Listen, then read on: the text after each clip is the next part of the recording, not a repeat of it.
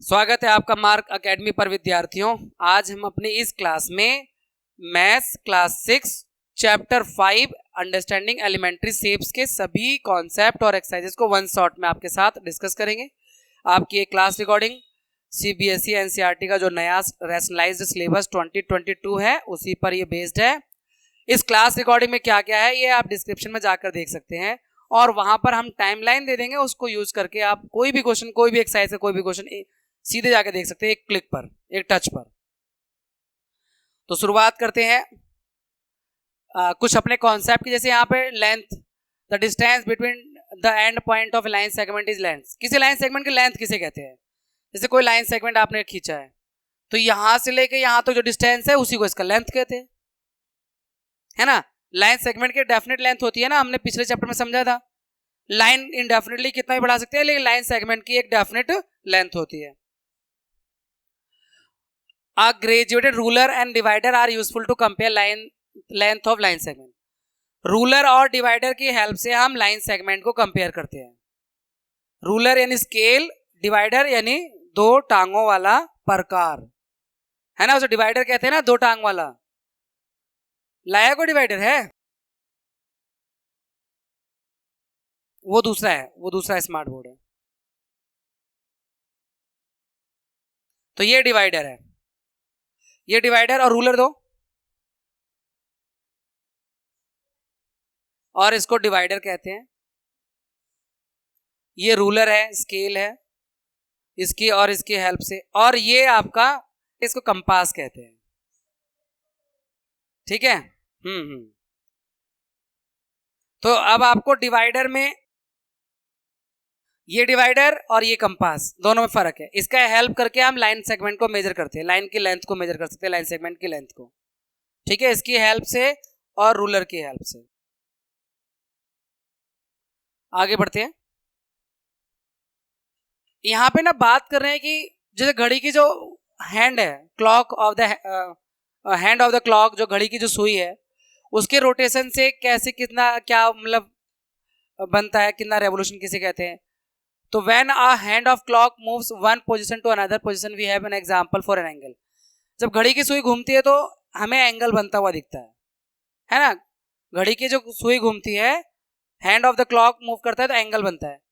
तो देखो, one full turn off hand is one revolution. अगर पूरा घूम जाती है, मिनट हैंड या आवर हैंड पूरा एक बार टर्न कर जाए तो पूरा उसे वन रेवोल्यूशन कहते हैं, है ना। एक पूरा चक्कर कहते हैं, एक रेवोल्यूशन कहते हैं, और एंगल बनता है 360 डिग्री का। और अगर राइट एंगल है, right angle is 1/4 revolution and straight half. मतलब जैसे मान लो ये आपकी घड़ी है, यहां से ये है तो ये 1/4 रेवोल्यूशन है तो राइट एंगल होता है। और अगर हाफ हो जाता है तो ये स्ट्रेट एंगल हो जाता है 180 डिग्री का। We use protractor to measure the size of an angle. Protractor दिखाइए, प्रोटेक्टर दिखाइए। प्रोटेक्टर का इस्तेमाल करते हैं कि एंगल के साइज को मेजर करने के लिए, कितने डिग्री का एंगल है ये आपके प्रोटेक्टर से मेजर हो जाएगा। ठीक है, ये आपका प्रोटेक्टर है। The measure of right angle, right angle जो होता है 90 डिग्री का होता है, राइट एंगल 90 डिग्री को बोलते हैं, और स्ट्रेट एंगल 180 डिग्री को बोलते हैं। एक्यूट एंगल वो होता है जो राइट एंगल से कम होते हैं। 90 डिग्री के जो 90 डिग्री से कम वाले जो एंगल होते हैं उन्हें हम एक्यूट एंगल कहते हैं। ये रहा, acute angle is its measure is smaller than that of a right angle. और ऑब्ट्यूज एंगल वो होता है जो 90 डिग्री से बड़ा पर 180 से छोटा। और obtuse if the measure is greater than of right angle and less than a straight angle. Obtuse angle किसे कहेंगे बच्चों? जैसे मान लो 95 ऑब्ट्यूज है, 100 ऑब्ट्यूज है, ये ऑब्ट्यूज एंगल है। और रिफ्लेक्स एंगल क्या होता है? जिसकी वैल्यू 180 से भी बड़ी होती है। जैसे रिफ्लेक्स एंगल ऐसे होता है, ये वाला रिफ्लेक्स एंगल है, क्योंकि 360 से छोटा होगा पर 180 से बड़ा होगा, उसे रिफ्लेक्स एंगल कहते हैं। तो एक्यूट एंगल देखो, अब आपने क्या क्या सीखा इस स्लाइड में? Right angle 90 degree, straight angle 180 degree, acute angle less than 90, obtuse angle greater than 90 और लेस देन 180, फिर straight angle 180, reflex angle greater than 180 less than 360, और कंप्लीट एंगल होता है जिसे 1 रेवोल्यूशन कहते हैं, वो 360 डिग्री का होता है। Two intersecting line are perpendicular if the angle between them, देखो दो लाइन परपेंडिकुलर कब होती है एक दूसरे पर, जब वो 90 डिग्री पर मीट करें। मान लो एक लाइन ये है और ये इंटरसेक्ट कर तो रही है, पर अगर ये इंटरसेक्ट 90 डिग्री पे करें तो इन्हें हम परपेंडिकुलर लाइन भी कहते हैं। ये दोनों लाइनें एक दूसरे पर परपेंडिकुलर है, इंटरसेक्टिंग भी है और परपेंडिकुलर भी है। Perpendicular bisector of line, perpendicular bisector किसे कहते हैं? किसी लाइन का परपेंडिकुलर बाइसेक्टर का मतलब क्या होता है बच्चों, ये समझो। जैसे मान लीजिए हम एक लाइन खींचते हैं, अब इस लाइन नहीं बल्कि लाइन सेगमेंट कह दो, मान लो ये लाइन सेगमेंट है। अब एक लाइन ऐसी है जो इसको दो इक्वल पार्ट में डिवाइड कर रही है और 90 डिग्री के एंगल पर, मतलब 90 डिग्री का एंगल भी है और ये वाला पार्ट इसके इक्वल भी है। तो इसे इस लाइन को बोलते हैं कि ये जो लाइन है जिसका नाम हम मान लो पी क्यू दे देते हैं, तो पी क्यू लाइन जो है वो ए बी का परपेंडिकुलर बाइसेक्टर है। मतलब लाइन 90 डिग्री पर दूसरी वाली लाइन को दो इक्वल पार्ट में काट रही हो तो उसे हम परपेंडिकुलर बाइसेक्टर कहते हैं। तो देखो, the perpendicular bisector of line segment is a perpendicular to the line segment that divides it into equal part. तो एक लाइन परपेंडिकुलर बाइसेक्टर कब होती है? जब वो दूसरी लाइन को दो बराबर भागों में डिवाइड कर रही हो और 90 डिग्री पर मिल रही हो, इंटरसेक्ट हो रही हो। ठीक है, तो यहां PQ जो है वो AB का परपेंडिकुलर बाइसेक्टर लाइन है। अब next, the triangle can be, अब देखो ट्राइंगल भी बहुत सारे आपको पढ़ने हैं। ट्राइंगल कई तरह के होते हैं, यहां समझ लो। जैसे एंगल की बेस पर, अगर कोई ट्राइंगल जिसके सारे एंगल एक्यूट है, यानी 3 एंगल होते हैं ट्राइंगल में और तीनों की वैल्यू 90 से कम है, 60 60 60 या 60 50 70 ऐसे करके है, तो उसे एक्यूट एंगल ट्राइंगल कहते हैं।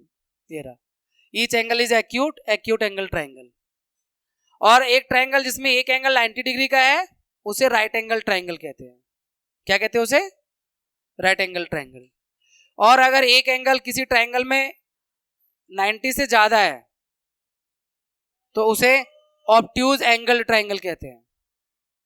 एक एंगल 90 डिग्री ज्यादा होगा तो देखो एक्यूट ऐसे बनेगा, राइट एंगल ऐसे बनेगा और ऑब्ट्यूज एंगल ऐसे बनेगा, ऐसे 90 डिग्री से ज्यादा। ये वाला एंगल 90 डिग्री ज्यादा होगा तो ये इसलिए इसका नाम ऑब्ट्यूज एंगल ट्राइंगल होगा।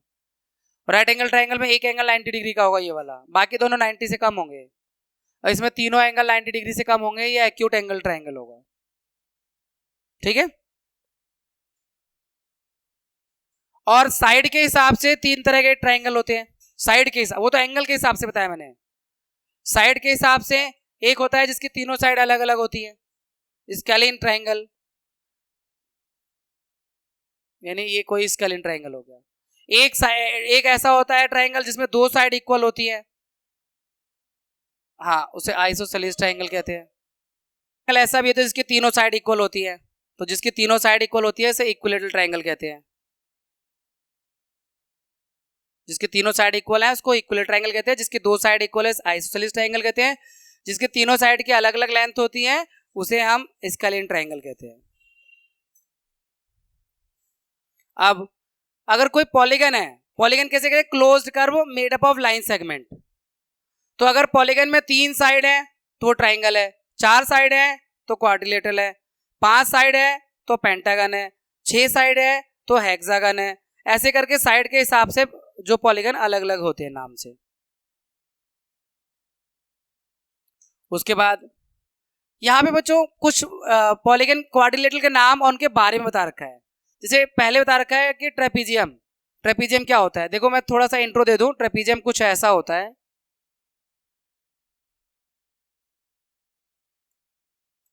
ये ट्रेपीजियम है। 1 पेयर ऑफ पैरेलल साइड, इसमें एक साइड पैरेलल होती है, एक पेयर, ये वाला इसके पैरेलल होता है, ये ट्रेपीजियम है तो एक क्वाड्रिलेटरल ही, लेकिन इसको ट्रेपीजियम कहते हैं। इसमें अपोजिट साइड का एक पेयर पैरेलल होता है। उसके बाद पैरेललोग्राम, पैरेललोग्राम का फिगर दिखाता हूं मैं आपको, ये है। इसमें पैरेललोग्राम में ना 2 pair of parallel sides, 2 pair होते हैं। ये वाला भी इसके पैरेलल होता है, ये वाला इसके पैरेलल होता है, इक्वल भी होता है, पैरेलल भी होता है। तो ये पैरेललोग्राम है। उसके बाद जिसके पैरेललोग्राम में अगर 4 एंगल 90 डिग्री के आ जाए तो ये आपका रेक्टेंगल है। ये लिखा है ना, parallelogram with 4 side, parallelogram with 4 right angle. ये 4 एंगल 90 डिग्री के हो गए तो ये रेक्टेंगल बन गया।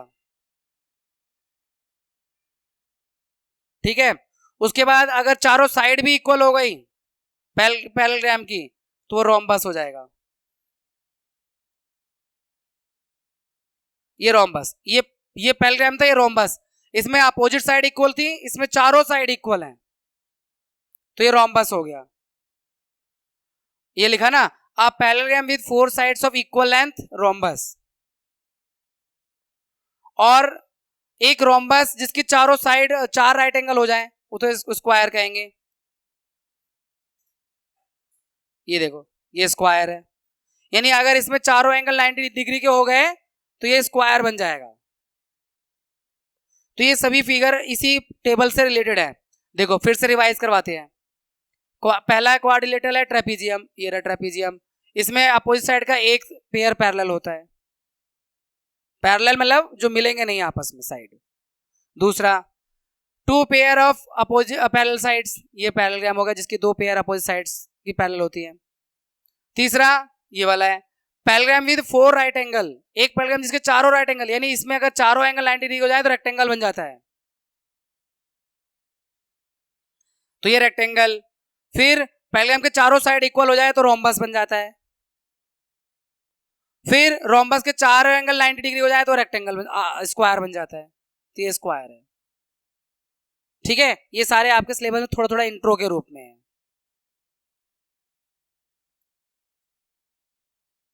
अब हमारे चारों ओर बहुत सारी 3 डायमेंशनल फिगर नजर आती हैं। क्यूब, क्यूब, ये 3 डायमेंशनल फिगर है। देखो ऐसा, ये फिगर जो होता है ये आपका क्यूब होता है। आप खेलते भी हो लूडो में, डाइस वगैरह होता है। क्यूबॉइड आपकी ईंट जैसा होता है या ज्योमेट्री के बॉक्स जैसा होता है क्यूबॉइड। ये सब 3D फिगर, इसे हम लोग 3D फिगर कहते हैं, 3 डायमेंशनल फिगर। स्फीयर आपके बॉल जैसा होता है, आपका बॉल स्फीयर है। सिलेंडर पाइप जैसा होता है, ये सिलेंडर है। कोन, कोन की आप आइसक्रीम खाते ही हैं और बर्थडे कैप लगाते ही हैं तो ये कोन होता है।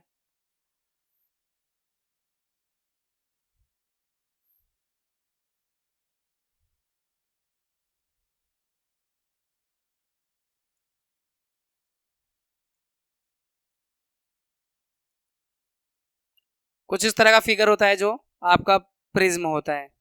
ठीक है।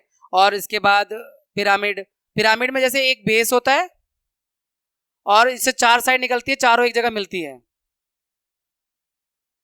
इस तरह का कुछ फिगर होता है, पिरामिड होता है। यानी नीचे कोई भी फिगर, एक ट्राइंगल हो सकता है, ट्राइंगल से तीनों साइड निकल सकती हैं। स्क्वायर है तो उससे चारों साइड निकलती हैं और वो एक जगह एक पॉइंट पे आके मिलती हैं, वो पिरामिड होता है। ठीक है। ये सारे जो एग्जाम्पल दे रहे हैं ना, ये सारे एग्जाम्पल 3D फिगर के हैं। देखो एक पिरामिड और देखो, ट्राइंगल का पिरामिड, इसका बेस ट्राइंगल बना दो, यहाँ पर एक इससे मिला दो, इससे मिला दो, और सॉरी, हाँ ये पिरामिड बन गया। हाँ ऐसे जो है, एक नीचे ट्राइंगल का बेस हो गया, ऊपर से एक साइड आ रही है ट्राइंगल के शेप में, एक साइड ये ट्राइंगल आ रही है, एक ट्राइंगल ये आ रही है, एक ट्राइंगल आ रही है, 3 ट्राइंगल आके एक पॉइंट में मिल जाते हैं तो ट्राइंगुलर पिरामिड हो गया। और इसमें जो है 4 ट्राइंगल आएंगे, एक इस साइड से, एक इस साइड से, एक इस साइड से, उस साइड से, चारों ट्राइंगल आके एक पॉइंट पे मिल जाएंगे तो वो पिरामिड होता है। ठीक है भाई। तो प्रिज्म और पिरामिड अलग अलग चीजें हैं। कॉन्सेप्ट तो हम थोड़ा एक्स्ट्रा लेके चल रहे हैं, एक्सरसाइज वही कराएंगे जो बुक में है। कॉन्सेप्ट हमने पुराना वाला भी ले लिया जो पहले नहीं था, मतलब पहले था अब नई बुक्स में नहीं है। ठीक है ना। तो इसमें कोई वो नहीं कि यार ये तो हमारे बुक में कॉन्सेप्ट बता रहे हैं। तो अब एक्सरसाइज शुरू हो गई है, कॉन्सेप्ट हमारे कंप्लीट हो गए, अब एक्सरसाइज शुरू होगी 5 पॉइंट। देखो, what is the disadvantage in comparing line segment by mere observation. सिर्फ ऑब्जर्वेशन करके, सिर्फ देखने से कंपेयर करोगे किसी लाइन को तो क्या गलती है। देखने के पॉइंट ऑफ व्यू से एरर आ सकता है, तो इसका आंसर है chances of error due to improper viewing are more. Improper तरीके से देखने पर, गलत तरीके से देखने पर एरर ज्यादा आएगा, इसलिए डिवाइडर और रूलर का इस्तेमाल करते हैं लाइन को कंपेयर करने के लिए। देखकर हर कोई लाइन बहुत कम डिफरेंस की है तो हमें उसमें थोड़ा सा कंफ्यूजन हो सकता है कौन सी बड़ी है या कौन सी छोटी है। तो इम्प्रॉपर वीविंग की वजह से chances of error due to improper viewing are more. Why is it better to use a divider than a ruler while measuring the length of a line segment. किसी लाइन सेगमेंट की length को अगर नापना है तो उसके लिए divider ज्यादा अच्छा है रूलर से, क्योंकि डिवाइडर ना पॉइंटेड होता है ना, ये पॉइंटेड होता है, तो उसमें प्रॉपरली हम लाइन के दोनों एंड पे से फैला सकते हैं, फिर हम उसको स्केल पे जाके ऐसे उसके सामने रख के उसे प्रॉपर मेजर कर सकते हैं। इसलिए डिवाइडर किसी लाइन सेगमेंट को मेजर करने के लिए ज्यादा बेटर है इन कंपैरिजन टू रूलर। ये रूलर मतलब scale. Chance accurate measurement will be possible, मतलब इससे जब हम मेजर करेंगे तो ज्यादा एक्यूरेट आंसर आएगा। उसके बाद तीसरा क्वेश्चन है, ड्रॉ एनी लाइन सेगमेंट से ए बी। कोई लाइन सेगमेंट ए बी खींचना है।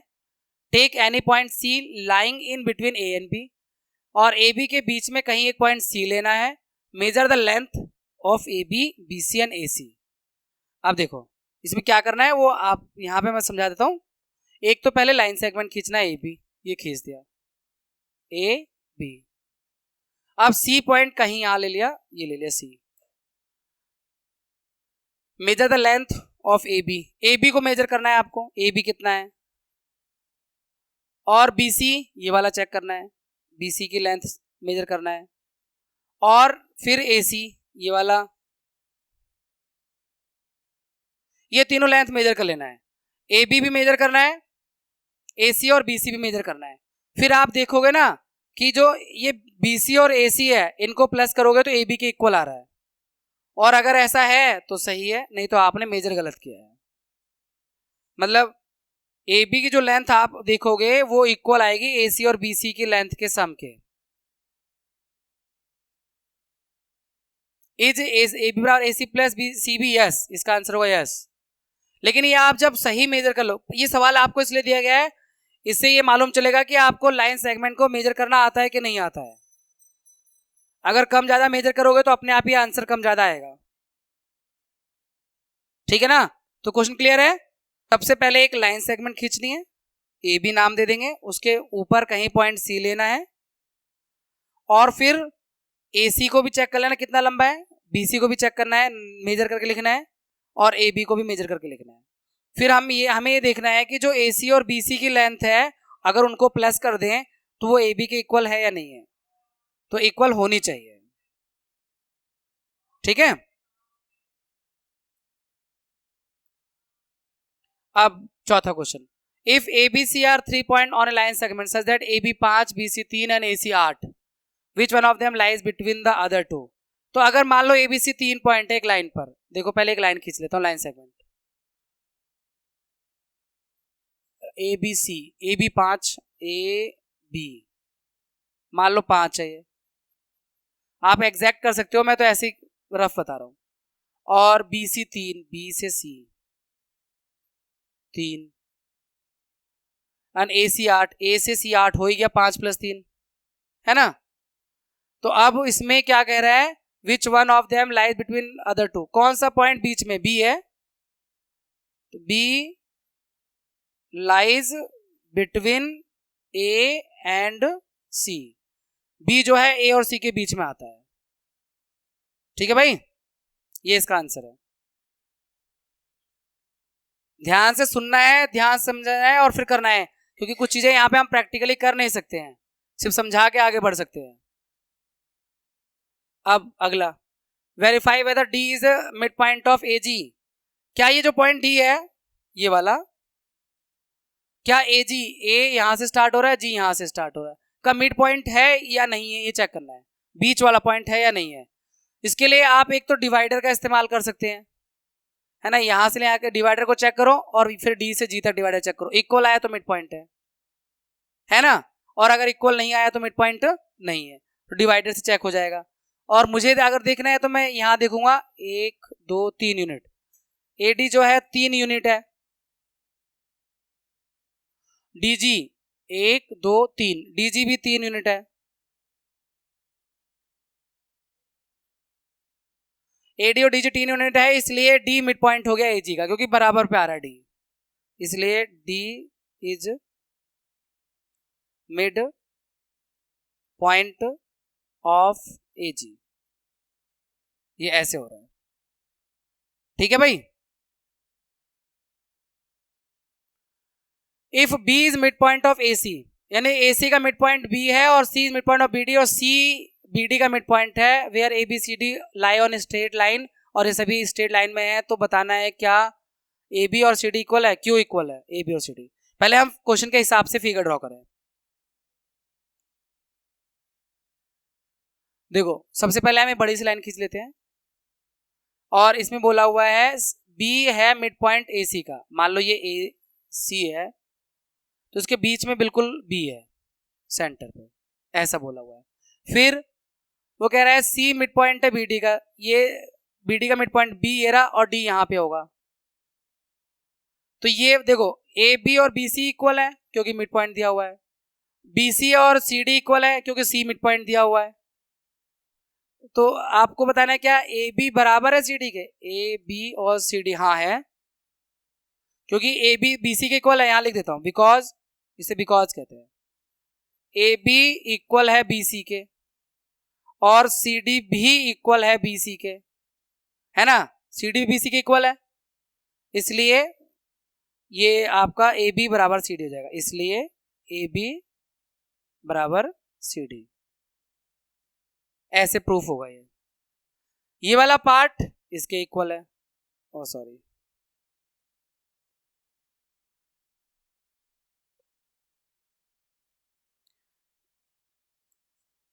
देखो ये ए बी बी सी के इक्वल है क्योंकि बी मिड पॉइंट है एसी का, और ये बी सी सी डी के इक्वल है क्योंकि सी मिड पॉइंट है बी डी का। मिड पॉइंट का मतलब ये होता है कि दोनों तरफ से बराबर होता है, वो बिल्कुल बीचों बीच होता है, ठीक है। तो ये हो गया आपका आंसर कि जब ए बी बी सी के इक्वल है और सी डी बी सी के इक्वल है तो ये आपस में इक्वल होगा, ए बी और सी डी, ठीक है। अब हमें यहाँ पे अपने आप से करना है, draw 5 triangle and measure their sides, 5 triangle draw करके उनकी साइड को मेजर करना है, ये आपको खुद से करना है, मुझे सिर्फ यहाँ समझाना होगा आपको। देखो क्या है क्वेश्चन बताता हूँ आपको, एक ट्राइंगल हो गया और ये दूसरा ट्राइंगल, तीसरा ट्राइंगल, चौथा ट्राइंगल और पांचवा, लेकिन छोटा बड़ा करना पड़ेगा, ऐसे नहीं चलेगा काम। जैसे ये थोड़ा सा छोटा बड़ा कर दिया, सुनिए चलो इसको भी थोड़ा सा बड़ा कर दिया, इसको थोड़ा सा चेंज कर दो, और ये भी थोड़ा सा छोटा बड़ा कर दो, 5 ट्राइंगल हो गए। अब आपको इसमें क्या करना है, इसमें बोला हुआ है ड्रॉ 5 ट्राइंगल, 5 ट्राइंगल में ड्रॉ कर लिए, फिर बोला हुआ है मेजर दियर साइड्स, फिर इनकी साइड को मेजर करना है स्केल, रूलर और डिवाइडर की हेल्प से, है ना। फिर पता क्या चेक करना है, आपको देखना है कि दो साइड को, जैसे मान लो ये वाली साइड की लेंथ, मैं एग्जांपल के लिए लिख रहा हूं, आपको एक्चुअल में लिखना होगा, मान लो ये 3 सेंटीमीटर है और ये 4 है और ये 5 है, ठीक है, मान लिया ऐसे ही। तो आपको देखना है कि दो साइड का अगर सम करो तो क्या हर बार वो तीसरी साइड से बड़ा आ रहा है कि छोटा आ रहा है कि इक्वल आ रहा है, ये चेक करना है। यानी एनी 2 साइड का लेंथ को अगर हम सम करें ट्राइंगल की, तो थर्ड साइड से क्या हो रहा है, वो इक्वल हो रहा है या उससे लेस हो रहा है या उससे ग्रेटर हो रहा है, तो सच बताऊं क्या होगा, ग्रेटर होगा। किसी भी ट्राइंगल में एनी 2 साइड का जो लेंथ होता है वो थर्ड साइड से बड़ा ही होता है, एनी 2 साइड की लेंथ का सम। अब आपको ये प्रैक्टिकली करके देखना है, समझे ना। आपको 5 ट्राइंगल ड्रॉ करने हैं, छोटे बड़े अलग अलग साइज के, और उनकी तीनों साइड को चेक करना है, लिख देना है जितना जितना लेंथ की होगी। फिर ये देखना कि अगर मैं कोई भी 2 साइड, जैसे मैं एग्जांपल के लिए अगर 3 और 4 को प्लस करूं 7 आ रहा है तो 5 से बड़ा, 3 और 5 को ऐड करूं 8 आ रहा है तो 4 से बड़ा, 4 और 5 को प्लस करूं 9 आ रहा है तो 3 से बड़ा। तो यही होना चाहिए कि एनी 2 साइड का sum always greater than third side होता है, ठीक है भाई। तो ये है इसका, इस क्वेश्चन का मतलब ये है, जो करना है आपको इस क्वेश्चन में ये करना है। क्लियर है क्वेश्चन? अब हमारे पास 5.2 एक्सरसाइज आ गई है. What fraction of a clockwise revolution does the hour hand of clock turn through when it goes from? मतलब कितना हिस्सा जाएगा. एक क्लॉक है, क्लॉक में अगर वो 3 से 9 जाती है तो 6 घंटे गई, और टोटल उसके पास 12 घंटे होते हैं, है ना. तो ये 6/12 फ्रैक्शन आ जाएगा इसका. तो 3 to 9 में 6 आवर होते हैं, टोटल आवर 12 होते हैं, तो जो फ्रैक्शन आएगा 6/12 1/2. यानी अगर वो 3 से 9 गई है तो इसका मतलब हाफ चली गई, हाफ रेवोल्यूशन हो गया उसका. तो what fraction of clockwise revolution does the hour hand of a clock turn through when it goes from 4 to 7. 4 to 7 का मतलब 3 आवर्स, तो 3/12 यानी ये 1/4 फ्रैक्शन चला गया, 1/4. 7 to 10 में भी 3 आवर्स होंगे, तो ये इसका जो फ्रैक्शन बनेगा 3/12 यानी 1/4, 1/4 फ्रैक्शन बनेगा. मतलब ये जो आवर हैंड है, ये जो आपका क्लॉक मान लो, तो अगर कोई क्लॉक मान लो 3 यहाँ पर होता, यहाँ पे होता है, और यहाँ तक गया 9 तक गया, तो हाफ तो चल गया. तो ये हाफ ही तो आया 1/2, मतलब हाफ, है ना. तो ये यही क्वेश्चन पूछ रहे हैं कि आवर हैंड जो है वो उसका मूव करेगा तो कितना फ्रैक्शन वो रिवॉल्यूशन ले लेगा. वो 12 to 9 में 9 आवर होंगे, 12 से 9 में 9 घंटे होंगे, तो 9 आवर, तो इसका जो फ्रैक्शन बनेगा 9/12. टोटल आवर 12 होते हैं ना एक राउंड में, तो 9 1 जा 3 3 जा और 3 4 जा, तो ये 3/4 फ्रैक्शन बनेगा.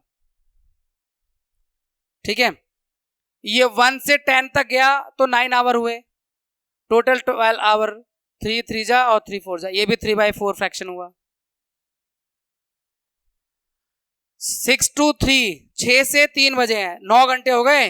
3 से 6 नहीं हो रहा, 6 से 3 हो रहा है, तो 9 आवर्स, और टोटल आवर 12, 3 3 जा और 3 4 जा, 3/4 फ्रैक्शन, है ना भाई. अब where will the hand of clock stop. अब ये घड़ी रुकेगी कहां पर? 12 पे स्टार्ट होती है घड़ी का जो आवर हैंड है, और हाफ रेवोल्यूशन, देखो हाफ रेवोल्यूशन का मतलब 6 आवर. देखो हाफ रेवोल्यूशन हुआ तो इक्वल टू 6 आवर्स होंगे. अगर 1/4 रेवोल्यूशन हुआ तो 3 आवर्स होंगे. अगर 3/4 रेवोल्यूशन हुआ तो 9 आवर्स होंगे. और अगर होल रेवोल्यूशन हो गया, 1 कंप्लीट रेवोल्यूशन हो गया, तो 12 आवर होंगे. ठीक है ना. ये मैंने आपको बता दिया. अब ये इसके इस सारे पार्ट्स में इसके लिए जरूरत पड़ेगी. तो देखो हाफ रेवोल्यूशन है, स्टार्ट कहां पे हो रहा है? 12 पर, और स्टॉप कहां पे होगा? 6 घंटे बाद, 6 बज जाएंगे, तो कहां पे स्टॉप होगा? स्टॉप्स,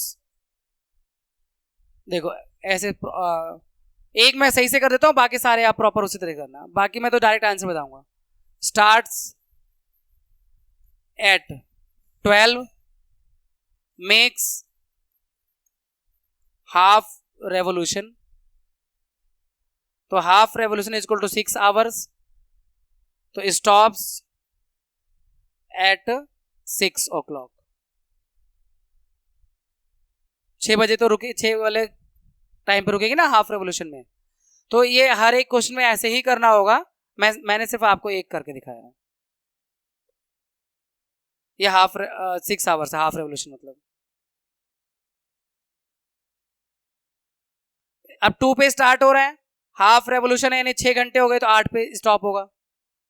तो मैंने पहले क्वेश्चन बता दिया था स्टेटमेंट कैसे लिखनी है, इसलिए सब में नहीं बताएंगे, नहीं आपका टाइम बढ़ जाएगा इसका क्लास रिकॉर्डिंग का.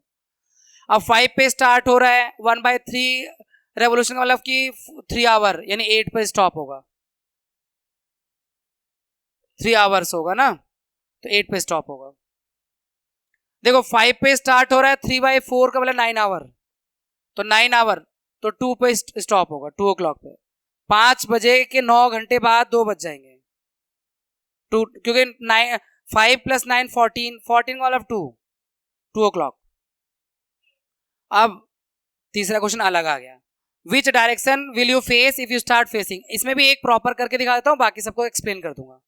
देखो यहाँ पे सबसे पहले आपको हर क्वेश्चन में एक ऐसे सर्कल बनाना पड़ेगा और ऐसे करना पड़ेगा, east west north south.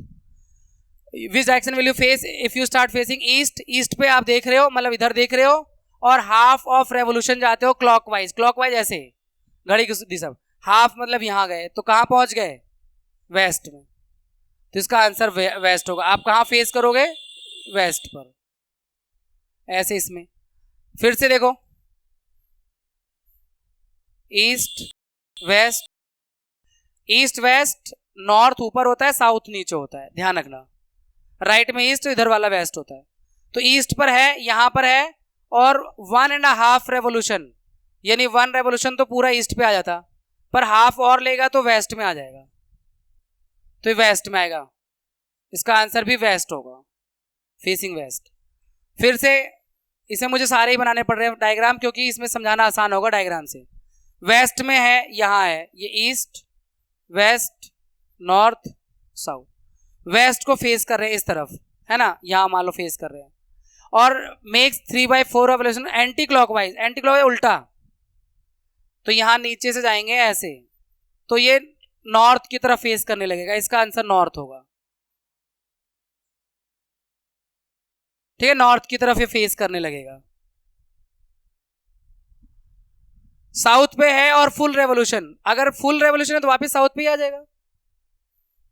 East west north south, south से वापस फुल रेवोल्यूशन कर लो, चाहे एंटी क्लॉकवाइज कर लो चाहे क्लॉकवाइज कर लो, इससे फर्क थोड़ा पड़ता है अगर पूरा रेवोल्यूशन रहता है तो साउथ से साउथ पे ही आ जाएगा। अगर एक रेवोल्यूशन पूरा लगा देंगे तो साउथ फेसिंग ही हो जाएगा, साउथ से गया है तो।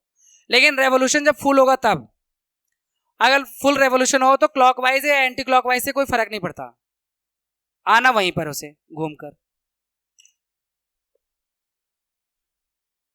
इसके बाद what part of revolution have U turn through if you stand facing east. अब ये भी देखो उससे ही होगा, डायग्राम से ही होगा सारे, ईस्ट की तरफ हो, मतलब ये देखो ईस्ट वेस्ट नॉर्थ साउथ। आप ईस्ट को फेस कर रहे हो, turn clockwise to face north, east से नॉर्थ की तरफ जाते हो तो 3/4 चलते हो आप भाई, 1 2 3 4 में से 3 पार्ट चले गए आप, तो इसका कितना पार्ट होगा, 3/4, रेवोल्यूशन 3/4 होगा। इसी में ही कर देते हैं 4। साउथ में आप हो और टर्न क्लॉकवाइज, कलर बस चेंज कर देते हैं, दूसरे के लिए येलो कर देते हैं। साउथ में हो, यहां हो, ठीक है, और turn clockwise to face east, ये क्लॉकवाइज घूम के ईस्ट आ गए, तो फिर से 3/4 ही चला आपने रेवोल्यूशन।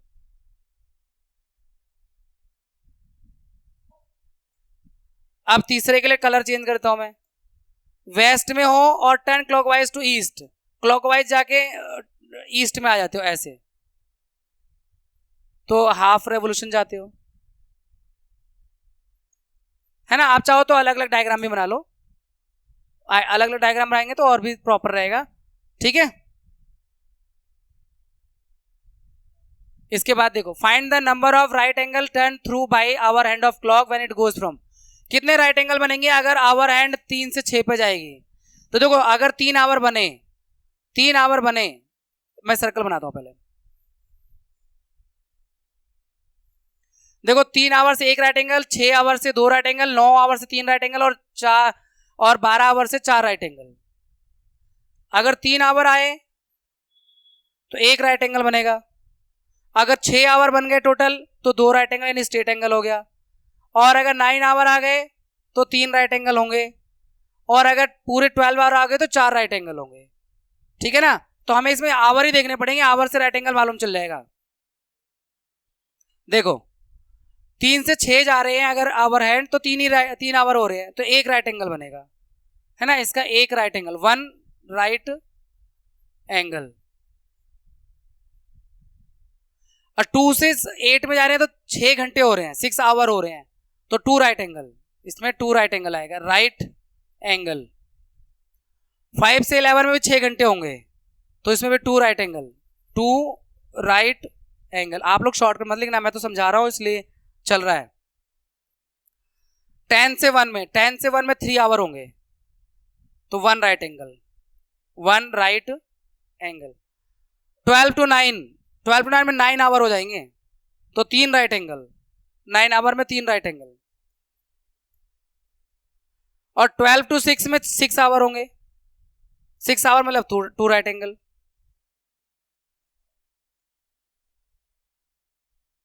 साउथ है और टर्न क्लॉकवाइज टू वेस्ट, ये रहा साउथ से क्लॉकवाइज ऐसे वेस्ट में जाएगा, तो 1 राइट एंगल बन रहा है। एक ही तो बना राइट एंगल, 1 राइट एंगल। भाई आ रहे आप लोग मत लिखना भाई कहीं भी किसी भी कॉपी में, क्योंकि ये ना एक्चुअली क्लास रिकॉर्डिंग ऑडियो में है, ऑडियो में सुनने के लिए है, समझने के लिए है। कॉपी में तो प्रॉपर तरीके से लिखना होगा नोटबुक में अपनी। North and turn anti clockwise to east, north में है इसके लिए दूसरा फिगर यूज कर लेते हैं। नॉर्थ में है और एंटी क्लॉकवाइज ऐसे होगा, एंटी क्लॉकवाइज टू ईस्ट, यहां से एंटी क्लॉकवाइज आके यहां आया, तो 3 राइट एंगल आ गया, है कि नहीं। यहां पे 1 राइट एंगल, दूसरा राइट एंगल और तीसरा राइट एंगल हो गया। और अब वेस्ट में है और वेस्ट में ही आ गया, तो ये फुल रेवोल्यूशन हो गया, तो 4 राइट एंगल। किसी भी फिगर देख लो, मान लो वेस्ट से वेस्ट में ही आ गया, चाहे एंटी क्लॉकवाइज आए चाहे क्लॉकवाइज आए, आना 4 राइट एंगल ही है, तो 4 राइट एंगल। अब साउथ में है और टर्न टू नॉर्थ, साउथ में है और नॉर्थ की तरफ टर्न कर जाता है, चाहे एंटी क्लॉकवाइज कर लो चाहे क्लॉकवाइज कर लो, आना 2 ही राइट एंगल है, तो 2 right angle, 2 right angle. Clear है भाई, समझ में आ रहा है। अब where will the hour hand of clock stop if starts, hour hand कहां पे रुकेगा अगर 6 पे स्टार्ट होता है और 1 राइट एंगल चलता है। 1 राइट एंगल का मतलब 3 आवर है ना, 1 राइट एंगल में 3 आवर में 1 राइट एंगल बनता है, तो 6 पे स्टार्ट होता है और 1 राइट एंगल बनाएगा तो 9 पे रुकेगा। भाई 6 में 3 आवर और प्लस हो जाएंगे, 9 पे, एट 9 फ्रॉम 8, अब 8 पे स्टार्ट होता है और 2 राइट एंगल, 2 राइट एंगल 6 घंटे, 8 में 6 प्लस करोगे तो 14, 14 मतलब 2 बज जाते हैं, क्योंकि 12 के बाद 13 बजना 1 और 14 बजना 2, तो इसका मतलब है ये कहां पे स्टॉप करेगा, एट 2, आवर हैंड पे एट 2। 10 फ्रॉम 10 से स्टार्ट कर रहा है and turn 3 right angle, 3 right angle का मतलब 9 आवर, 3 राइट एंगल में 9 आवर होते हैं, तो 10 बजने के 9 घंटे बाद 19 बज जाएंगे, 19 मतलब 7 बज गए, क्योंकि 19 जब आ जाए ना, जब 12 से आ जाए 12 माइनस कर लो, जब आवर में 10 + 9 19 हो गया, तो 19 यानी 12 से ज्यादा का टाइम हो जाए तो उसमें से 12 माइनस कर लो, तो एग्जैक्ट टाइम मालूम चलेगा 7 बजे, इवनिंग में 7 यानी एट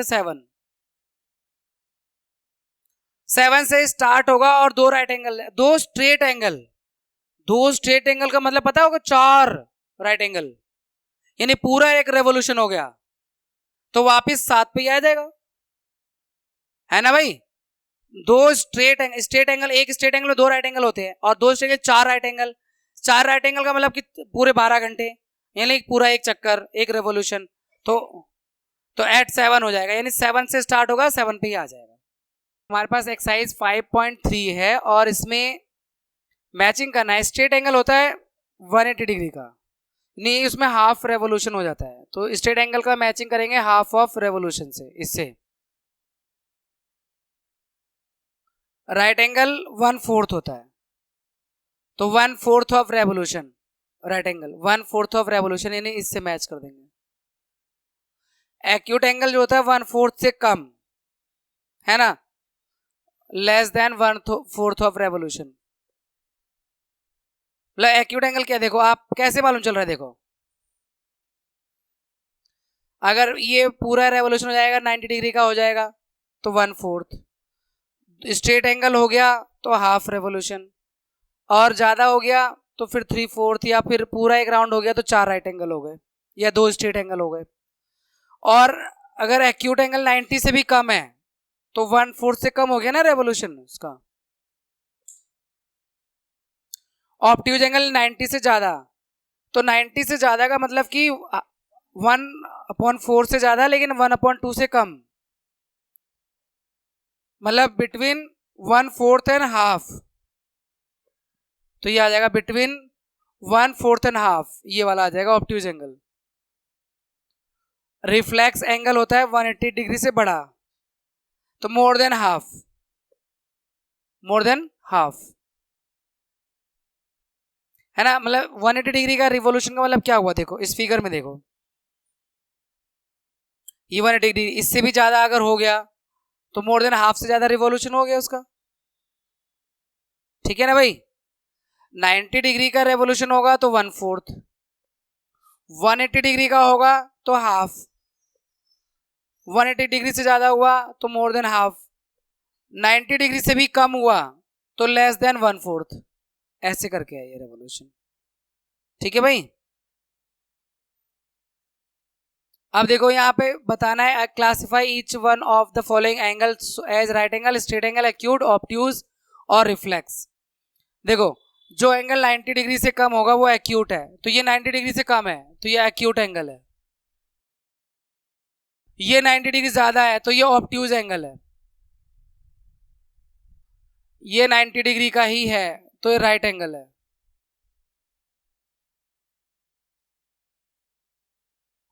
देख के ही मालूम चल जाता है। ये देखो 180 से ज्यादा है, रिफ्लेक्स एंगल है, रिफ्लेक्स एंगल। ये देखो 180 डिग्री का है तो स्ट्रेट एंगल, स्ट्रेट एंगल। ये दोनों 90 से कम है, ये दोनों एक्यूट है, ये भी एक्यूट है और ये वाला भी एक्यूट है, ठीक है ना। देखो पहचान कैसे करते हैं, एक लाइन है एकदम स्टैंडिंग लाइन होगी तो राइट एंगल, स्टैंडिंग लाइन से कम हो गई तो एक्यूट, स्टैंडिंग लाइन से ज्यादा हो गया तो ऑब्ट्यूज, और एकदम सीधा हो गया तो स्ट्रेट, ठीक है ना। ये पहचान है।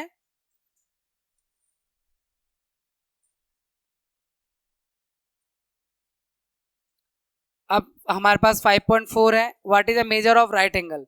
राइट एंगल 90 डिग्री का होता है, राइट एंगल का मेजर कितना होता है 90 डिग्री का, स्ट्रेट एंगल का मेजर कितना होता है 180 डिग्री का।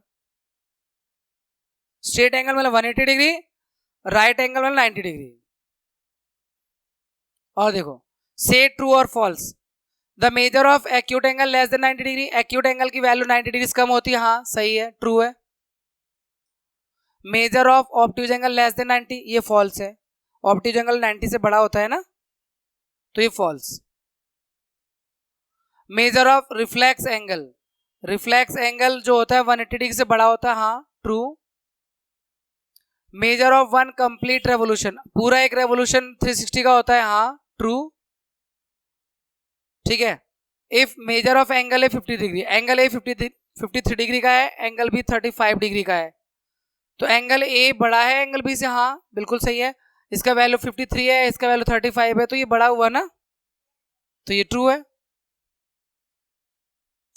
एक्यूट एंगल मतलब 90 डिग्री से कम, राइट एंगल मतलब 90 डिग्री, ऑब्ट्यूज एंगल 90 डिग्री से बड़ा पर 180 से छोटा, और स्ट्रेट एंगल 180 डिग्री का, और 180 से बड़ा और 360 से छोटा हो तो वो रिफ्लेक्स एंगल।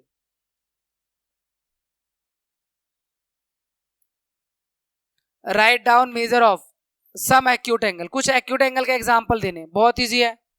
एक्यूट एंगल में तो आप 90 डिग्री से कम ही लेना है ना, तो 60 डिग्री, 70 डिग्री, 80 डिग्री और 85 डिग्री, ये सारे एक्यूट एंगल हो गए, मतलब 90 डिग्री से कम होने चाहिए वो। सम ऑब्ट्यूज एंगल, कुछ ऑब्ट्यूज एंगल 90 डिग्री से बड़े पर 180 से लेस, तो ऑब्ट्यूज एंगल जैसे 105 या 95 या 100, ये सब ऑब्ट्यूज एंगल है। 90 डिग्री से बड़े और 180 डिग्री से छोटे एंगल ऑब्ट्यूज एंगल होते हैं। Protractor and write down the measure, देखो बेटा ये यहां हम क्लास में नहीं करवा सकते, ये प्रोटेक्टर से आपको मेजर करना है। हाँ तरीका बता सकते हैं, प्रोटेक्टर की जो एक लाइन होती है नीचे वाली बेस लाइन, वो यहां रखना है इस लाइन के ऊपर, और जो उसका सेंटर है इस सेंटर पे रख देना वर्टेक्स पर, और ये देख लेना ये किधर जा रहा है, तो ये एंगल कितने डिग्री का है ये मालूम चल जाएगा। ठीक है ना। तो ये वाला क्वेश्चन हम क्लास में नहीं करवा सकते, हाँ आइडिया दे सकते हैं कि इसकी वैल्यू लेस देन 90 आएगी, पता चल रहा है एक्यूट एंगल है। तो आप देख लेना 90 से कम कितना है, ये 90 से ज़्यादा आएगी, ये ऑब्ट्यूज एंगल है। 180 से कम लेकिन 90 से ज़्यादा होगी। तो मैं इसमें ना आपको मेजर करके लिखना है, मैं तो सिर्फ आपको ऐसे ही अप्रोक्स वैल्यू कह रहा हूँ। ये तो 90 डिग्री का ही है राइट एंगल।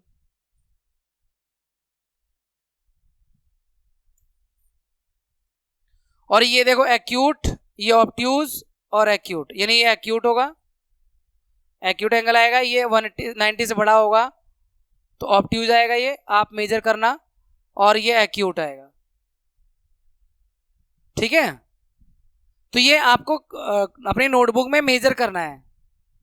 मेरे पास यहाँ वो डिवाइस नहीं है, एप्लीकेशन भी अलग है, नहीं तो मैं मेजर करके दिखा देता आपको। एक दूसरा एप्लीकेशन था लेकिन वो एप्लीकेशन इस वाले सॉफ्टवेयर में नहीं है, उसमें प्रोटेक्टर वगैरह सब है, उसमें है ना, पर ये स्लाइड इसमें बनी हुई है इसलिए हम इसको यहाँ नहीं बता पा रहे। चलिए कोई नहीं, नेक्स्ट। यहाँ इस एक्सरसाइज में यही है, एंगल मेजर करने का है, तो एंगल मेजर करने वाले सारे क्वेश्चन हमें स्किप करने पड़ेंगे, कुल समझा के छोड़ देना होगा। ठीक है ना। तो विच एंगल है लार्जर मेजर, पहले एस्टिमेट करना है फिर एक्चुअल में चेक करना है कौन सा एंगल बड़ा है। मुझे तो ये बड़ा लग रहा है, ठीक है, एंगल बी लग रहा है बड़ा, एंगल ए लेस देन है एंगल बी। अब एक्चुअल में कितना है ये आपको मेजर करके देखना है। यहाँ पे एक सेंटर एक छोटा सा मार्क भी लगा हुआ है, जिसे मार्क लगा तो वहां पे एक सीधी लाइन खींची होती है, तो इस मार्क को यहाँ पे रखना है ए पॉइंट पर, ये जो मार्क है यहाँ पर उसको ए पॉइंट पे रखना है। मुझे पता है हो सकता है कैमरे में ना दिख रहा हो आपको। और ये स्ट्रेट लाइन जो ब्लैक वाली है मार्क के इधर वाली, वो इससे मैच करवानी है, मतलब इसके ऊपर रख देना है। फिर ये जो लाइन जहां भी जाएगी वो वैल्यू बता देगी। ये भी मेजर करने वाला क्वेश्चन है, ये भी हमें स्किप करना पड़ेगा क्योंकि पहले आपको एस्टिमेट करना है कि कौन सा बड़ा है कौन सा छोटा है, बाद में से कंफर्म करना है प्रोटेक्टर से। अब आगे बढ़ते हैं, यहाँ इस एक्सरसाइज के इन क्वेश्चंस को करते हैं। देखो, an angle whose measure is less than that of right angle, एक एंगल जिसकी वैल्यू राइट एंगल से कम है तो उसे एक्यूट एंगल कहते हैं, is acute angle.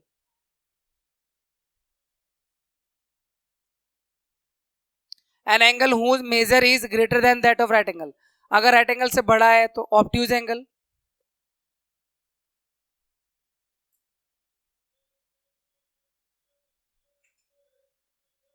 An angle whose measure is the sum of the measure of two right angle, दो राइट एंगल को प्लस करके जो आएगा वो स्ट्रेट एंगल बनेगा, है ना, दो राइट एंगल को प्लस करेंगे तो स्ट्रेट एंगल आएगा।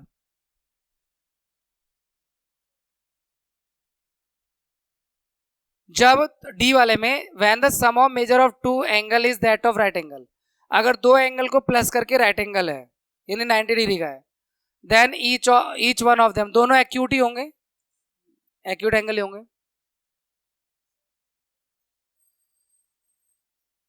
When the sum of the measure of two angle is that of straight angle and if one of them is acute, देखो अगर दो एंगल का सम स्ट्रेट एंगल है यानी 180 डिग्री का है और उसमें से एक एक्यूट है तो दूसरा ऑब्ट्यूज होगा, क्योंकि एक एक्यूट 90 से कम तो दूसरा 90 से ज्यादा होगा तभी 180 बनेगा।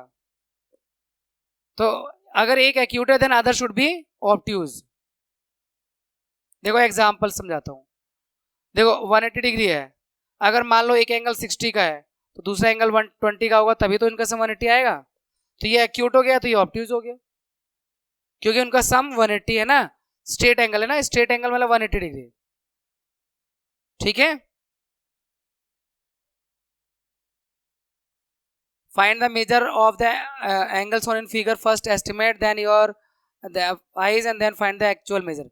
देखो यहाँ फिर से मेजर करना है, ये हम यहाँ पर स्मार्ट बोर्ड पर अभी इस क्लास में नहीं कर सकते, आपको नोटबुक में समझा देंगे, और बाकी बच्चे जो ऑनलाइन देख रहे हैं वो क्लास में अपनी ऑफलाइन क्लास में सीख लें एंगल को मेजर करना। ठीक है, I am really sorry for that, मैं उनकी यहाँ पे हेल्प नहीं कर पा रहा हूँ। तो ये एंगल जो है 90 डिग्री से कम है एक्यूट, बस मैं आइडिया दे रहा हूँ कि 90 डिग्री से कम आएगा, आप उसे मेजर करके देख लेना। ये 90 डिग्री से ज़्यादा आएगा ऑब्ट्यूज, क्योंकि ये ना देखो ऐसे बन रहा है, तो 90 से ज़्यादा होता है जब लाइन इधर गिर रही होती है, तो ये ऑब्ट्यूज होगा।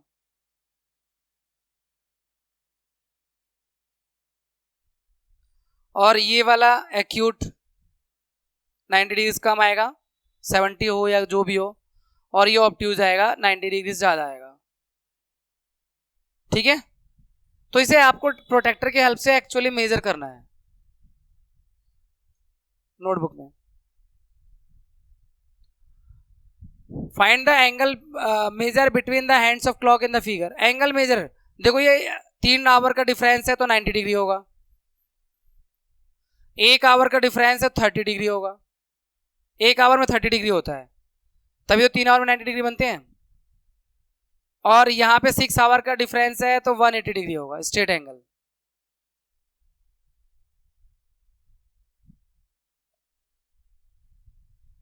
Investigate in the given figure the angle measure 30 degree, मतलब ये 30 डिग्री का है। Look at the same figure through magnifying glass, does the angle becomes larger, does the size of the angle change.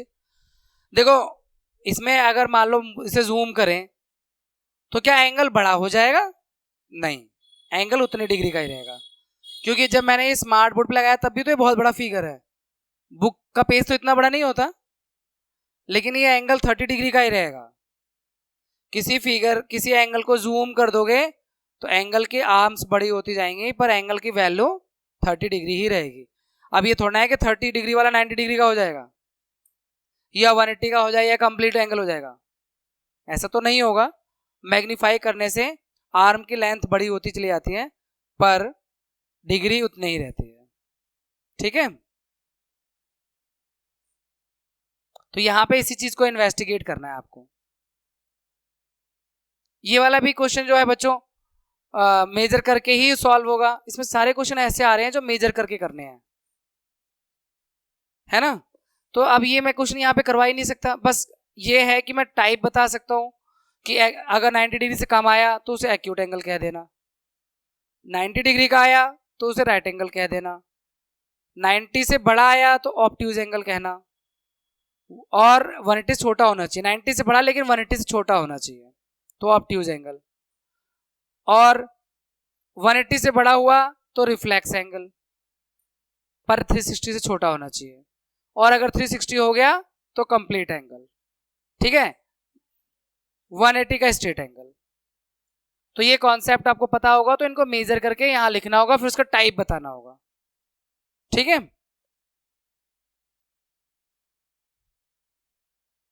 अब next exercise है 5.5। Which of the following are model for perpendicular lines.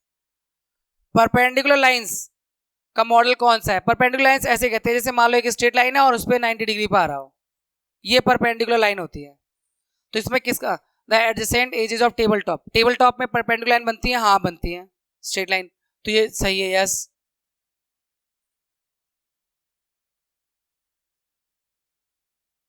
The lines of railway track line तो parallel होती है, तो ये नहीं बनती 90 degree पर, no. The line segment forming the letter L पे 90 डिग्री बन रहा है, यस। परपेंडिकुलर तो हो रहा है ना 90 डिग्री पर, लेटर वी, वी में नहीं बनता तो नो, वी में परपेंडिकुलर लाइन नहीं होती। Let PQ is the perpendicular to line segment XY. Let PQ and XY intersect in the point A. What is the measure of angle PY? देखो इसको draw करते हैं बच्चों। एक लाइन है PQ, let PQ be the perpendicular bicycle line XY, यानी एक XY line है, ये रहा XY, और इसका परपेंडिकुलर बाइसेक्टर यानी 90 डिग्री पे दो इक्वल पार्ट में काटने वाली लाइन है PQ। PQ परपेंडिकुलर बाइसेक्टर है, ऐसा क्वेश्चन में बोला हुआ है।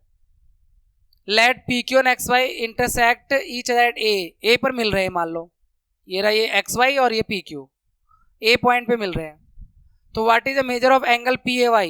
PAY की वैल्यू 90 डिग्री होगी, क्योंकि परपेंडिकुलर बाइसेक्टर का मतलब हो गया 90 डिग्री पर ही वो काटते हैं, तो PAY की वैल्यू 90 डिग्री होगी। देखो बच्चों, there are two set square, आपकी बुक में सेट स्क्वायर है, ओ ज्योमेट्री बॉक्स में बच्चों ये दो सेट स्क्वायर है, और ये सेट स्क्वायर है ना, ये जो छोटा वाला है इसमें ये दोनों एंगल 45 45 के होते हैं और 90 का होता है, और ये दूसरे वाले में ना ये 90 और ये 30 और ये 60 का होता है। तो इसी के बारे में बात कर रहे हैं। तो यहाँ पे जो एक सेट स्क्वायर है जिसमें 45 45 और 90 डिग्री का एंगल होता है, और एक में 30 60 और 90 डिग्री का एंगल होता है। तो 90 डिग्री का एंगल दोनों में कॉमन है, दोनों सेट स्क्वायर में। ये देखो यहाँ भी 90 डिग्री का बन रहा है, ये रहा, और ये यहाँ भी 90 डिग्री का बन रहा है। ठीक है, तो इस बारे में क्वेश्चन था। Do they have any angle measure that is common? हाँ, 90 डिग्री वाला एंगल कॉमन है जो दोनों में ही है, और उनके कॉर्नर में जो एंगल बनते हैं वो मैंने आपको बता दिया, 45 45 90 30 60 90। अब क्वेश्चन नंबर नेक्स्ट है, फिगर देख के करना है। Study the diagram, the line L is perpendicular to line M. ये लाइन एल है, ये वाले, ये लाइन एल है और ये एम है, तो ये परपेंडिकुलर है, मतलब 90 डिग्री का। परपेंडिकुलर मतलब 90 डिग्री। अब क्वेश्चन है, is CE equal to EG? क्या सीई और ईजी इक्वल है? सी से ई तक, ई से जी तक, हाँ इक्वल है, क्योंकि सीई भी 2 यूनिट है और ईजी भी 2 यूनिट है, तो यस है ना, दोनों इक्वल है, 2 2 यूनिट है, लिख सकते हो ओरिजिन में। पहले वाले के लिए सीई 2 यूनिट और ईजी 2 यूनिट, इसलिए सीई इक्वल टू ईजी। ठीक है भाई। दूसरा, डज पीई बाइसेक्ट सीजी? क्या पीई सीजी को बाइसेक्ट कर रहा है? ये पीई है, वो सीजी है, देखो सी यहां से यहां तक, सीजी यहां से यहां तक है, तो ये 2 यूनिट है, ये 2 यूनिट, हाँ बाइसेक्ट कर रहा है। बाइसेक्ट करने का मतलब इक्वल पार्ट में काटना। तो पीई जो लाइन है, देखो ये लाइन पीई है और ये सीजी है, तो ये भी इसके इक्वल है, तो बाइसेक्ट हो रहा है, यानी पीई जो है वो सीजी को बाइसेक्ट कर रही है, क्योंकि 2 2 यूनिट है ना, लेफ्ट में भी और राइट में भी, तो इसका आंसर यस होगा, यस। उसके बाद, identify any 2 line segment for which P is perpendicular bisector. और कौन कौन सी लाइन सेगमेंट है जिसके लिए पीई ना एक परपेंडिकुलर बाइसेक्टर होगा? तो एक लाइन तो डीएफ हो सकती है, डीएफ के लिए भी ये परपेंडिकुलर बाइसेक्टर होगा, सीजी हो सकती है, बीएच हो सकती है, इन सब के लिए ये परपेंडिकुलर बाइसेक्टर है, यानी दोनों तरफ इक्वल होना चाहिए और 90 डिग्री एंगल। तो ये इसमें क्या नाम दे सकते हैं? एक तो डीएफ लाइन सेगमेंट, दूसरा सीजी और बीएच, इनके लिए परपेंडिकुलर बाइसेक्टर है। पीई कौन है? पीई, ये पीई है। Are these true? क्या ये सही है? क्या क्या? एसी बड़ा है एफ जी से? ए सी 2 यूनिट है, एफ जी 1 यूनिट, हाँ एसी बड़ा है एफ जी से, एक 2 यूनिट है और एक 1 यूनिट है, तो यस, या ट्रू भी कह सकते हो। सी डी और जी एच इक्वल है? सी डी 1 यूनिट है, जी एच भी, हाँ इक्वल है, दोनों 1 1 यूनिट है, तो इक्वल है, यस। बीसी लेस देन है ई एच के? बीसी तो 1 यूनिट है और ई एच 1 2 3 यूनिट, हाँ बीसी लेस देन है ई एच के, क्योंकि बीसी 1 यूनिट है और ई एच में 3 यूनिट्स हैं, तो ये भी यस। ठीक है, तो ये फिगर देख के आंसर देना है प्रॉपर तरीके से। अब name the type of following triangle, अब 5.6 है और टाइप बताना है, हमने कॉन्सेप्ट आपको बताया हुआ है, अब ये आपका रिवीजन हो जाएगा। देखो ट्राइंगल की जो साइड है वो तीनों अलग अलग लेंथ की हैं, तो इसका मतलब ये स्केलिन ट्राइंगल है, जिनकी साइड की लेंथ अलग अलग होती है वो स्केलिन ट्राइंगल होते हैं, और इसमें भी अलग अलग है, तो ये वाला ट्राइंगल भी स्केलिन है ना भाई। स्केलिन ट्राइंगल उसे कहते हैं जिसकी में तीनों साइड की लेंथ अलग अलग होती है, इसमें तीनों साइड की लेंथ इक्वल है, तो ये इक्विलेटरल ट्राइंगल है।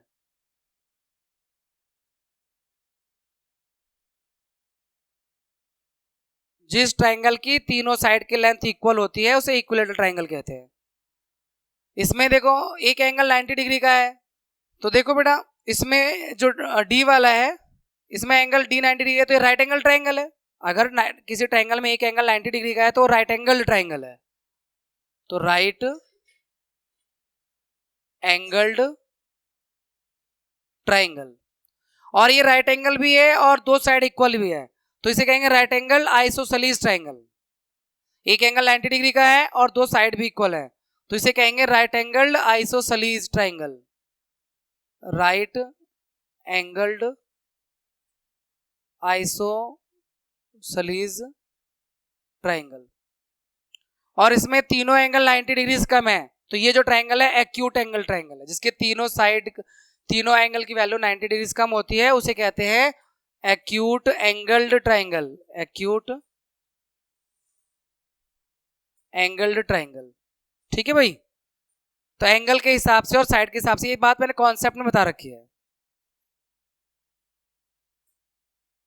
इसके बाद तीन साइड अगर इक्वल लेंथ की है, मैचिंग करना है बच्चों, three side of equal length, तो इक्वल ट्राइंगल हो गया, ये 1 से मैच हो जाएगा।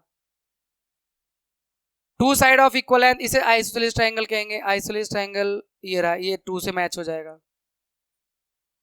All side are of different length, तीनों साइड अलग अलग है, तो स्केलिन ट्राइंगल ये 3rd से मैच हो जाएगा। तीन एक्यूट एंगल है, एक्यूट एंगल ट्राइंगल ये रहा, एक्यूट एंगल ट्राइंगल ये 4th से मैच हो जाएगा। एक राइट एंगल है तो राइट एंगल ट्राइंगल ये आपका 5 से मैच होगा। एक ऑब्ट्यूज आएगा तो ऑब्ट्यूज एंगल ट्राइंगल ये आपका 6 से मैच होगा। एक राइट एंगल है और दो साइड इक्वल है, तो आइसोसेलेस राइट एंगल ट्राइंगल ये वाला 7 से मैच होगा। ठीक है भाई।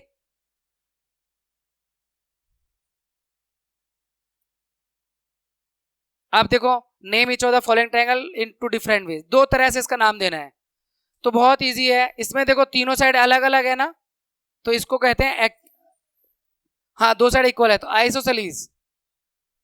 एक तो ये आइसोसेलेस नाम है इसका, आइसोसेलेस ट्रायंगल है एक नाम।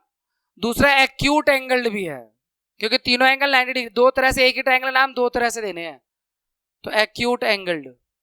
एक्यूट एंगल्ड देखो इसमें तीनों साइड अलग अलग है, तो ये स्केलिन ट्रायंगल है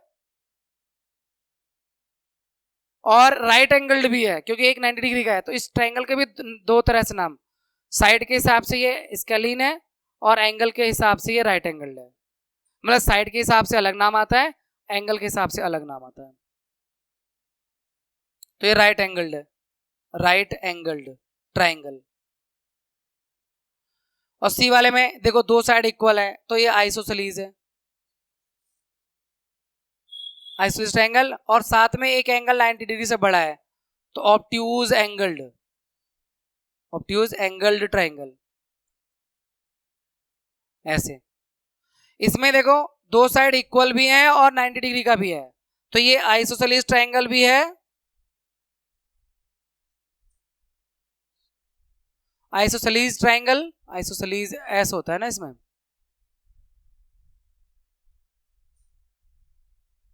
और राइट एंगल भी है, राइट एंगल्ड ट्रायंगल भी है। इसकी तीनों साइड इक्वल है, तो ये इक्विलेटरल ट्रायंगल भी है, इक्विलेटरल ट्रायंगल,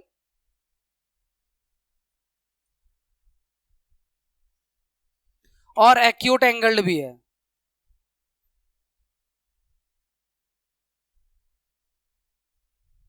इसमें ये एक एंगल ऑब्ट्यूज डिग्री 90 डिग्री पड़ा है, ये ऑब्ट्यूज एंगल भी है और स्केलिन भी है, तीनों साइड अलग अलग है, तो स्केलिन ट्रायंगल और ऑब्ट्यूज एंगल ट्रायंगल।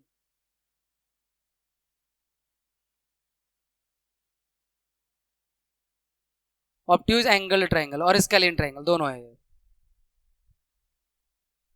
इसके बाद बच्चों ये एक्टिविटी ना आपको घर से करनी है। क्या करना है मैं एक्टिविटी में समझा देता हूँ। मैच की स्टिक लेनी है, यानी आपकी मैच बॉक्स की स्टिक्स लेनी है। पहले आपको ट्राई करना है कि 3 स्टिक से क्या बन रहा है, मैच स्टिक से क्या एक ट्रायंगल बनेगा, और बन रहा है तो फिर वो आपको बताना है यस या नो में। 4 स्टिक से बनेगा या नहीं बनेगा, 5 से बनेगा या नहीं बनेगा, 6 से बनेगा या नहीं बनेगा, ये आपको एक्टिविटी, ये होम बेस्ड एक्टिविटी है, ठीक है। 3 स्टिक से तो बन जाएगा, पर 4 स्टिक से दिक्कत आएगी बनने में, 4 स्टिक से दिक्कत आएगी, क्योंकि आप अगर 2 स्टिक एक तरफ लगा दोगे फिर एक एक से मिल नहीं पाएंगे। तो 3 स्टिक से ट्रायंगल बन जाएगा, 4 से नहीं बनेगा, 5 से भी बन जाएगा, 5 स्टिक से भी बन जाएगा, और 6 से भी बन जाएगा, क्योंकि 2 लगा देंगे तो बन जाएगा। 4 से नहीं बनेगा। ये चीज आपको अपने घर पर अपने नोटबुक में मैच स्टिक के जरिए करके देखना है। और इसमें एक प्रॉपर्टी है वो जो समझ में आती है, वो ये कि किसी भी ट्रायंगल में 2 साइड का लेंथ थर्ड साइड से बड़ा ही होता है। तो ये आपको जब वो करोगे ना तो कॉन्सेप्ट आपको समझ में आएगा कि 2 साइड मतलब एक तरफ 3 स्टिक हो रही हैं, तो जो तीसरी साइड होगी ना, 2 साइड में अगर देखो, जैसे देखो इन दोनों साइड में कितनी स्टिक लग रही है, 1 2 3 4, तो ये 4 स्टिक इससे बड़ी है ना, एक से बड़ी होंगी। तो यही होता है, 2 साइड की स्टिक को अगर प्लस करोगे तो थर्ड साइड की स्टिक से बड़ा ही आएगा, ज्यादा ही आएगा, मतलब यहाँ मतलब बड़ा मतलब ज्यादा से है।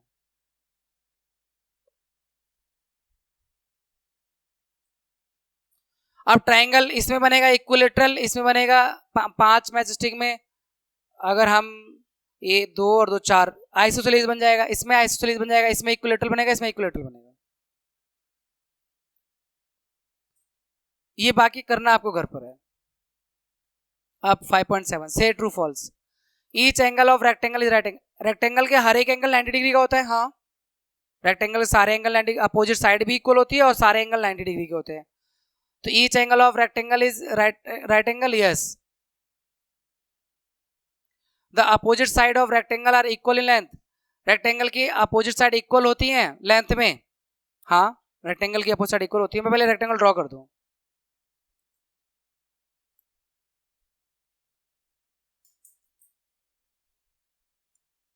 देखो यार, ये रेक्टेंगल है तो इसके सारे एंगल राइट एंगल होते हैं, हाँ होते हैं। Opposite rectangle are equal length, yes. ये वाले साइड इसके इक्वल होती है और ये वाली अपोजिट इसके ये इक्वल होती है। Diagonal of square are perpendicular to one another. अब स्क्वायर बना देते हैं, ये स्क्वायर है आपका, तो इसके डायगोनल 90 डिग्री पे काटते हैं, हाँ बिल्कुल। ये डायगोनल जो होते हैं ना 90 डिग्री पर होते हैं ऐसे। तो diagonal of square are perpendicular to each other, yes. All the side of rhombus are of equal length. Rhombus की सभी साइड इक्वल लेंथ की होती हैं, रोम्बस बना देता हूं, ये रोम्बस है तो इसकी सारी साइड इक्वल लेंथ की होती हैं, तो yes. All the side of parallelogram are of equal length. अब पैरेललोग्राम की सारी साइड इक्वल लेंथ की होती हैं, ये पैरेललोग्राम बना देता हूं मैं, ये पैरेललोग्राम है। तो ये कह रहा है all the sides of parallelogram are, सारी साइड इक्वल नहीं होती, अपोजिट साइड इक्वल होती है, तो ये नो हो गया भाई, ये इसके इक्वल होगा और ये इसके इक्वल होगा पैरेललोग्राम में। F, the opposite side of trapezium are parallel. Trapezium के अपोजिट साइड पैरेलल होती हैं, तो पहले ट्रेपीजियम देखो, ये रहा ट्रेपीजियम, तो इसके अपोजिट साइड पैरेलल नहीं होती, केवल एक पेयर पैरेलल होता है, ये वाला इसके पैरेलल है, ये दोनों थोड़ा पैरेलल है, तो इसमें एक पेयर अपोजिट साइड का पैरेलल होता है, तो इसमें ये नो है, फिर तो इसको एक पेयर बोलना चाहिए था ना, इसने अपोजिट साइड्स बोला हुआ है, तो ये वाला इसके पैरेलल नहीं होता है, ये वाला इसके पैरेलल होता है। इसके बाद give reason. A square can be thought of special rectangle. एक स्क्वायर को हम स्पेशल रेक्टेंगल क्यों कह सकते हैं, क्योंकि देखो बेटा स्क्वायर में, रेक्टेंगल में अगर सारे चारों साइड इक्वल हो जाए तो वो स्क्वायर बन जाता है, ये रीजन देना आपको। रेक्टेंगल के अगर चारों साइड इक्वल हो जाए तो वो स्क्वायर बन जाता है। और rectangle can be thought of A special parallelogram. Rectangle को हम स्पेशल पैरेललोग्राम क्यों कह सकते हैं, क्योंकि अगर पैरेललोग्राम में सारे एंगल 90 डिग्री हो जाए तो रेक्टेंगल बन जाता है। पैरेललोग्राम के सारे एंगल 90 डिग्री के बन जाएं, अगर एक भी 90 डिग्री बन जाएगा तो सारे 90 हो जाएंगे अपने आप, तो वो स्क्वायर रेक्टेंगल बन जाएगा, ठीक है ना। और square can be thought of special rhombus. Rhombus, square को हम स्पेशल रोम्बस क्यों कह सकते हैं, क्योंकि रोम्बस में अगर एक एंगल भी 90 डिग्री का हो गया ना तो सारे 90 डिग्री के हो जाएंगे और चारों साइड इक्वल होती हैं तो स्क्वायर बन जाएगा। रोम्बस की अगर एक एंगल 90 डिग्री का हो गया तो चारों एंगल 90 डिग्री के हो जाएंगे और चारों साइड पहले से इक्वल होती है रोम्बस में तो स्क्वायर बन जाएगा। इसलिए हम स्क्वायर को स्पेशल रोम्बस भी कह सकते हैं। Square, rectangle, parallelogram are all quadrilateral, सभी क्वाड्रिलेटरल, हाँ क्योंकि सब में 4 साइड होती हैं। भाई क्वाड्रिलेटरल का मतलब होता है जिसकी 4 साइड हो, तो ये सभी क्वाड्रिलेटरल हैं क्योंकि स्क्वायर में भी, रेक्टेंगल में भी और पैरेललोग्राम में भी सब में 4 साइड होती है। क्वाड्री मतलब 4 और लेटरल मतलब side. Square is also a parallelogram, क्या स्क्वायर भी पैरेललोग्राम है? हाँ है, क्योंकि पैरेललोग्राम में जो प्रॉपर्टी होती हैं वो स्क्वायर में भी होती हैं, जैसे अपोजिट साइड इक्वल होना और अपोजिट साइड का पैरेलल होना, स्क्वायर में भी होता है और पैरेललोग्राम में भी होता है। इसलिए हम स्क्वायर को एक पैरेललोग्राम भी मान सकते हैं।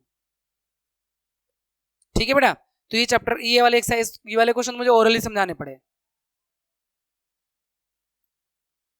A figure is said to be regular if its sides are equal in length and angles are equal in measure। Regular figure उसे कहते हैं जिसकी सारी साइड इक्वल हो और सारे एंगल इक्वल हो, उसे रेगुलर पॉलीगन भी कहते हैं। ठीक है, तो अब क्वेश्चन क्या है, can you identify the regular quadrilateral? हाँ, रेगुलर क्वाड्रिलेटरल स्क्वायर है।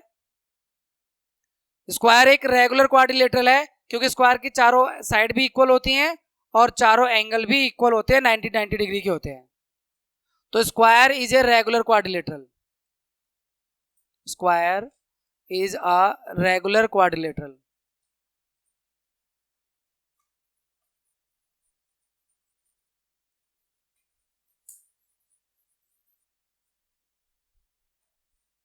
नेक्स्ट, अब 5 पॉइंट है हमारे पास 8, इसमें देखो, examine whether the following are polygon if any one among them is not safe. ये पॉलीगन है? नो, क्योंकि ये ओपन है। पॉलीगन लाइन सेगमेंट से बनता है पर ओपन नहीं होता, ये ओपन है। ये पॉलीगन है? यस। ये पॉलीगन है? नो, क्योंकि पॉलीगन स्ट्रेट लाइन से बनता है, ये क्लोज्ड कर्व है। ये पॉलीगन है? नो, क्योंकि इसमें 2 स्ट्रेट लाइन लेकिन एक लाइन स्ट्रेट नहीं है।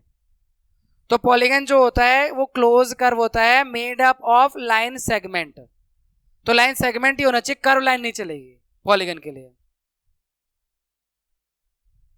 Name each polygon and name 2 more example of these. इसका नाम 1 2 3 4। ये काइट है, इस पॉलीगन का नाम काइट है। वैसे तो क्वाड्रिलेटरल है लेकिन काइट भी कह सकते हैं। क्वाड्रिलेटरल, क्वाड्रिलेटरल, काइट का शेप है, क्वाड्रिलेटरल है। ये ट्राइंगल है,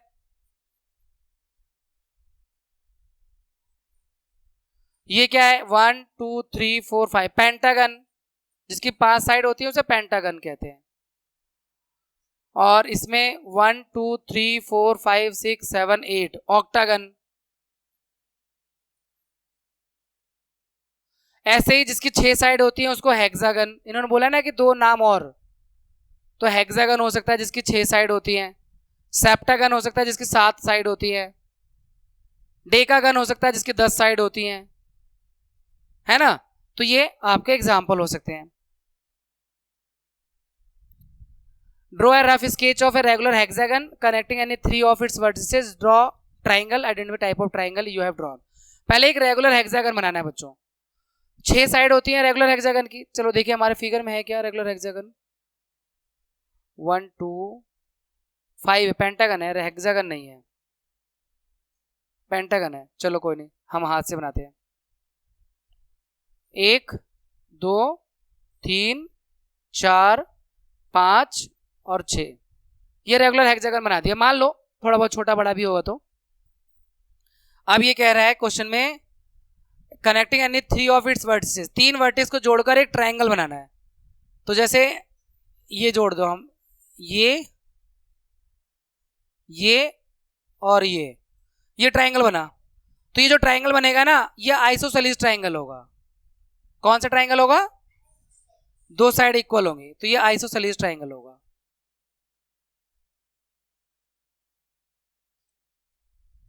आइडेंटिफाई टाइप ऑफ ट्राइंगल, तो आइसोसेलेस ट्राइंगल होगा। उसके बाद draw rough sketch of octagon. Octagon बनाना है जिसकी 8 साइड होती हैं, और ये फिर ये और ये, फिर ये मिला देना है, और फिर ये और ये मिला दो। अब देखो चेक करो ये ऑक्टागन है कि नहीं। 1 2 3 4 5 6 7 8 ऑक्टागन बन गया। अब draw rectangle by joining exactly 4 word, rectangle बनाना है इसको 4 वर्टिस जॉइन करके, ऐसे और ऐसे, ये बन गया रेक्टेंगल,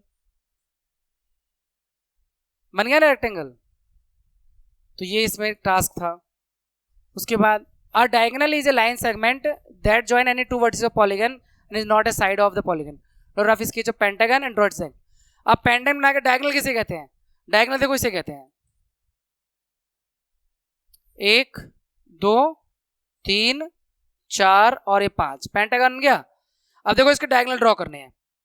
इस वर्टेक्स को इससे मिला दिया एक डायगोनल, इस वर्टेक्स को इससे मिला दिया डायगोनल 2, फिर ये डायगोनल 3, फिर ये डायगोनल 4, और नहीं और कहाँ, और एक ये यहां से 5, और कोई डायगोनल नहीं। तो ये आपके डायगोनल हो गए, 5 डायगोनल आ रहे हैं, 5 डायगोनल आ रहे हैं। हेक्सागन ये पेंटागन है ना,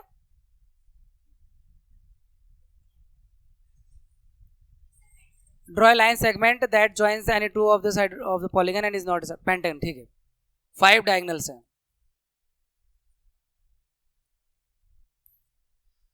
डायगोनल जो होता है जैसे कि एक क्वाड्रिलेटरल है, ये क्वाड्रिलेटरल है, तो ये अपोजिट वर्टेक्स को जब मिलाती है, इसे हम लोगों ने कॉन्सेप्ट में पढ़ा था नॉन एडजेसेंट वर्टिसेस को जब मिलाते हैं तो डायगोनल बनता है। वो साइड नहीं होता, डायगोनल होता है वो।